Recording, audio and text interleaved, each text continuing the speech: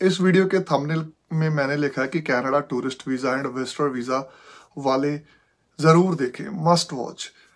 जब भी Canada tourist visa के सक्सेस रेट की बात होती है या विजिटर वीज़ा के सक्सेस रेट की बात होती है या वीज़ा ट्रेंड की बात होती है कि वीज़ा अच्छे आ रहे हैं, वीज़ा आ नहीं रहे हैं, उसके पीछे रीज़न क्या है, वीज़ा रिफ्यूज़ हो रहे हैं, एप्लीकेशन भी बहुत अच्छी थी, फंड भी बहुत अच्छे थे, प्रोफाइल भी बहुत अच्छी थी। प्रोफाइल भी दो तरह की होती है, आपको पता है कि चाहे वो जॉब होल्डर बंदा हो या बिजनेस होल्डर बंदा हो, तो हर एक का किसी के पास गवर्नमेंट जॉब होती है। बहुत सारे लोग ये चीज़ कहते हैं कि हमारे पास बहुत सॉलिड रीज़न है कि हमारा वीज़ा क्या वाकई में आ जाएगा। किन किन लोगों की प्रोबेबिलिटी हम कर सकते हैं कि सक्सेस रेट अच्छा रहेगा कनाडा टूरिस्ट वीज़ा का आने वाले दिनों में, और कौन सी बेस्ट प्रोफाइल है कनाडा टूरिस्ट वीज़ा के लिए? क्या वो जॉब वाले बंदे हैं, क्या वो बिजनेस वाले हैं, या कौन सी मिस्टेक्स वो कर देते हैं जिनके कारण उनका जो वीज़ा है वो रिफ्यूज़ हो जाता है। तो वीडियो स्टार्ट करने से पहले हमेशा की तरह मेरी रिक्वेस्ट है कि इस वीडियो को कंप्लीट ज़रूर देखना, चैनल को ज़रूर सब्सक्राइब करना, और किसी भी तरह की अगर आप अपनी प्रोफाइल डिस्कस करना चाहते हो, एप्लीकेशन अप्लाई करना चाहते हो, तो नंबर यहाँ पर फ्लैश कर रहा है, आप हमें कॉन्टेक्ट कर सकते हो। यहाँ पर मैंने जो आपकी एप्लीकेशन है उनको दो पार्ट्स में डिवाइड किया है। फर्स्ट आ जाता है जी बिजनेस होल्डर, दूसरा आ जाता है जॉब होल्डर। जॉब में हम कवर करेंगे जो गवर्नमेंट सेक्टर वाले हैं या प्राइवेट सेक्टर वाले हैं, दोनों। और इनका कंपैरिजन बताने से पहले मैं ये चीज़ कहना चाहता हूँ कि वीज़ा किसी के हाथ में नहीं होता है, बट प्रोबेबिलिटी अगर आप चीज़ों को अच्छी प्रेजेंट करेंगे तो आपके चांसेस इंक्रीज रहते हैं। बहुत सारी एप्लीकेशंस में हमने देखा है कि गवर्नमेंट जॉब वालों का भी वीज़ा रिफ्यूज़ होता है, हमसे भी होते हैं, ठीक है, हमारी एप्लीकेशंस भी रिफ्यूज़ होती है, और कुछ वीक एप्लीकेशंस होती हैं उनका भी वीज़ा अप्रूव हो जाता है। उसके पीछे का रीज़न क्या है वो वीडियो के लास्ट में डिस्कस करूंगा। देखिए, सबसे पहले अगर हम बिजनेस प्रोफाइल डिस्कस करें, क्योंकि बहुत ज़्यादा लोग होते हैं कि जो सेल्फ एम्प्लॉयड होते हैं और जिनकी बिजनेस प्रोफाइल होती है, वो कहते हैं जी हमारा बिजनेस था फिर भी हमारा वीज़ा रिफ्यूज़ हो गया। अब सबसे पहले ये चीज़ मैटर करती है कि आपका बिजनेस है जो किस कैटेगरी का बिजनेस है। फॉर एग्जांपल दो तीन कैटेगरी होती है बिजनेस की, सेक्टर नहीं मैं डिस्कस कर रहा हूँ यहाँ पर कि आपके बिजनेस की इनकम कैसी है, वो एक स्मॉल बिजनेस है, वो एक मीडियम बिजनेस है, या वो एक लार्ज टाइप ऑफ बिजनेस है।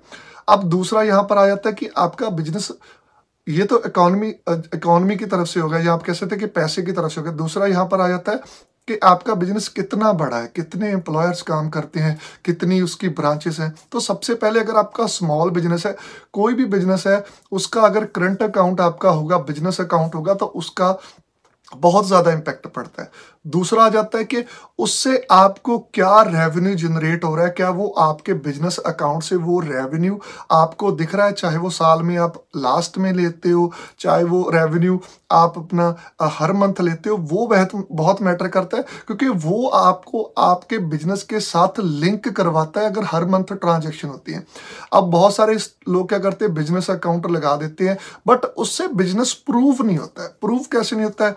बिजनेस के भी एक्सपेंस होते हैं, आप रेंट वगैरह पे करते हो और चीज़ें करते हो, बिजनेस डील्स करते हो, कौन से मोड से पैसा आ रहा है, क्या ज़्यादा पैसा कैश से आ रहा है, ज़्यादा पैसा आपका बिजनेस में यूपीआई ट्रांजैक्शन के द्वारा आ रहा है, ये चीज़ मैटर करती है। चार प्रूफ मेन है अगर आपका बिजनेस है, अगर आपको सक्सेसफुली हाई कमीशन में अप्रूव करवाना है, फॉर एग्जांपल अच्छा इम्पैक्ट डालना है। पहला आपका करंट अकाउंट, बैलेंस मैटर नहीं करता, रनिंग अकाउंट होना चाहिए। अगर आप 5 मंथ की स्टेटमेंट लगा रहे हो, 6 मंथ की लगा रहे हो, वो एक बिजनेस दिखना चाहिए। ये नहीं है कि एक मंथ में आपकी सेल 6 लाख की होगी या 6 लाख आपके अकाउंट में है, दूसरे मंथ में आपका करंट अकाउंट बिल्कुल भी नहीं चला, तो वो एक जेन्युइन बिजनेस प्रूफ नहीं होगा।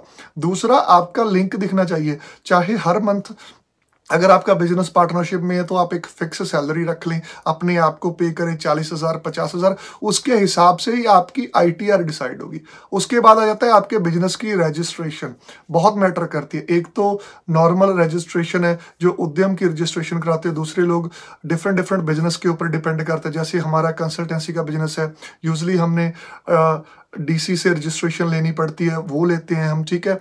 किसी का डिपेंड करता है, किसी सेक्टर से मिलती है, तो आपकी रजिस्ट्रेशन कैसी है वो मैटर करता है। उसके बाद आपके एडिशनल प्रूफ्स बिजनेस के, ये चीज़ हो गया बिजनेस प्रोफाइल।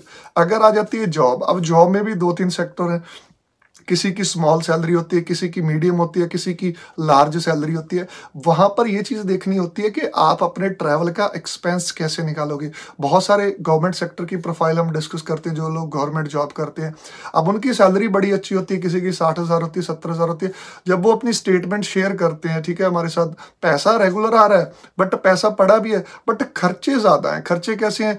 4-5 लाख उनका पुराना अकाउंट में पड़ा होता है, बट लास्ट 6 मंथ में क्या होता है, अगर 60,000 सैलरी आ रही है, हर मंथ वो निकल रही है, बच कुछ नहीं रहा। तो ऐसे पॉइंट भी कई बार एप्लीकेशन के ऊपर नेगेटिव इंपैक्ट डालते हैं।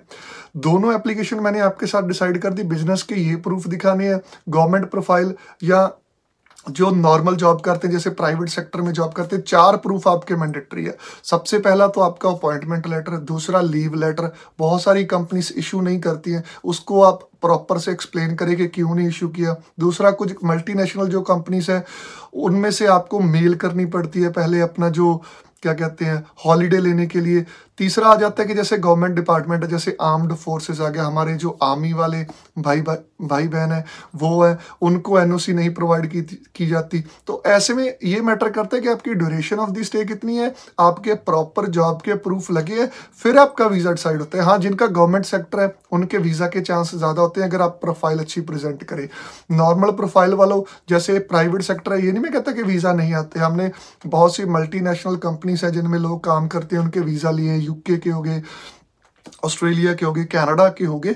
डिपेंड करता है कि आप एप्लीकेशन को प्रेजेंट कैसे कर रहे हो, क्या वो राइट टाइम है। अब बहुत सारे लोग ऐसे होते हैं जिनकी इनकम नॉर्मल होती है, चाहे वो बिजनेस है, चाहे वो प्राइवेट सेक्टर में काम करते हैं, बट ट्रैवल हिस्ट्री इनफ बना लेते हैं, क्योंकि एक साल में आप अफोर्ड कर सकते हो 1 से 2 ट्रिप, चाहे आपका कितना भी बिजनेस हो या जॉब हो, ठीक है। और वो 4-4 कंट्री, 5-5 कंट्री के ट्रिप लगा लेते हैं। तो ऐसे में वीज़ा आपको कैसे मिलेगा, इन चीज़ों को अंडरस्टैंड करें।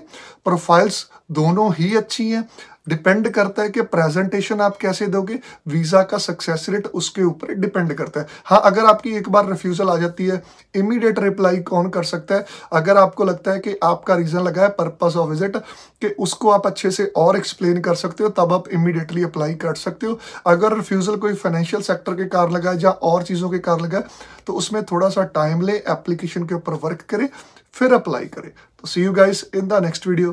Don't forget to subscribe our channel and press on the bell icon. Thank you.